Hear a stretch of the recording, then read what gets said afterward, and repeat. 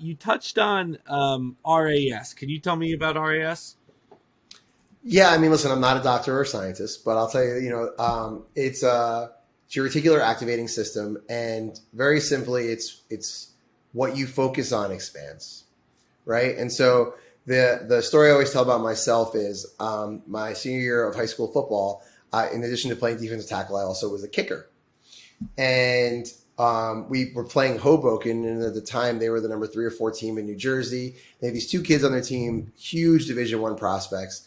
One of these guys' names was Tyrell Dortch. He went to Michigan State. Another guy was named Carlos Perez. He went to Florida. They were 2 of the top recruits in the whole country.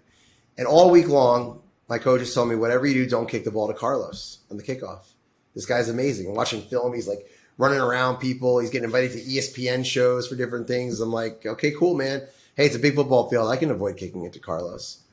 And so all week long, don't kick it to Carlos. Don't kick it to Carlos. I get up to the ball. Carlos is to my right. The other guy's on my left. I line up to kick it to the left. Don't kick it to Carlos. I run up, hit the ball. Bang. Hits Carlos right in the chest. Impossible. Right? So I'm like, oh my God. I'm running down the field. I get there. He has an okay return, but we got him. He didn't score, thank God. I'm walking out the field, and my head coach is looking at me like, did you do that on purpose? Like, what is wrong? Like, he's ready to kill me. I've never seen, this is not a man who is irrationally angry. And he is. He's not even angry. He's like apoplectic. He's like, he can't even believe this happened. And what am I supposed to say? I'm like, I don't know how it happened. I'm like, I don't know, man.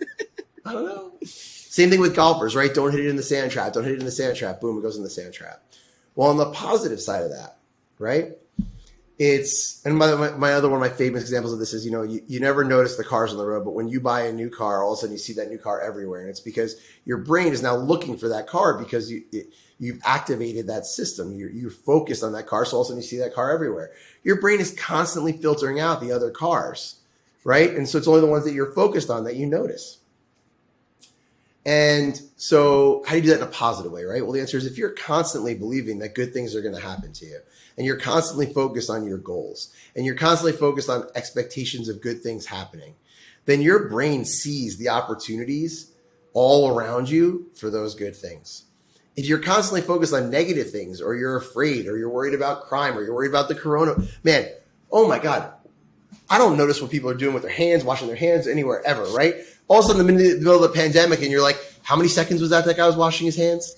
Like, I'm so afraid. Like, did that guy sneeze? I can't touch anything. You're all freaked out, right? Because now you're focused on it, right? And all you see around you are people not doing this stuff, right? But I'll bet you, if I was like, man, I am so proud of how everybody is taking the pandemic seriously, and I started focusing on all the things that people were doing preemptively to keep from the spread, suddenly I would see everybody using hand sanitizer, and I would see everybody putting their masks on, right? And so both things are true all the time, right? Mm-hmm. There's always opportunity and opportunity for failure, opportunity for success around us at all times. But if you get your RAS focused on the success, the opportunity, you're focused on things that are good, you start to see opportunity for amazing things all around you. But if you're focused on the bad, and we've all know these people who they're always focused on the negative, and they're always thinking about this thing's wrong, that thing's wrong, this is wrong. Man, if you are looking for the wrong stuff, you will find it. But more magically, if you're looking for the right stuff, you'll find it also. And so how we program our RAS will have huge differences in how we perceive the world and the opportunities that we find as a result. I wrote a blog about this, and one of the things I use has always stuck with me. It hit me when you were telling the story too, the first time I heard you talking about this, which is I used to work in this restaurant with this guy named Tony. And Tony was one of those lifers. Like he had been in restaurants forever, fine dining, burger shops everywhere in between. And he had just come from this high-end place. And Tony was like, every night was like, we are going to make nothing tonight. Right? He's a North Jersey guy, just like nothing. We're not making anything. All they do is burgers. I'm going to leave with $40. And every night he would show me $40 as he was walking out. Now, the kicker was I was sitting in there with $140 in my pocket most of the time. And it's because I just didn't think of it. I mean, and look, he had real bills and real things to worry about. I'm not dissing Tony. But I was just like, oh, it's fun. I'm here. I'm with my friends. We're like serving burgers, doing things, having a good time. And like, I really do agree that like there is something, I think toxic positivity is definitely a real thing, but there is something to the power of, like, if you can take something and twist it for yourself, you really can make it something special. The difference to me between toxic positivity and programming your RAS is very simply this. There's no part of me that's ignoring the bad stuff around me or saying it's not real or it's not true or anything else. I'm actually saying I know all of that and I'm choosing to focus on the other side of it because I think it's going to lead to better outcomes. I'm going to be a happier person, right? It doesn't mean I'm ignoring huge problems, right? It just means I'm not looking for them all the time because we will drive ourselves crazy.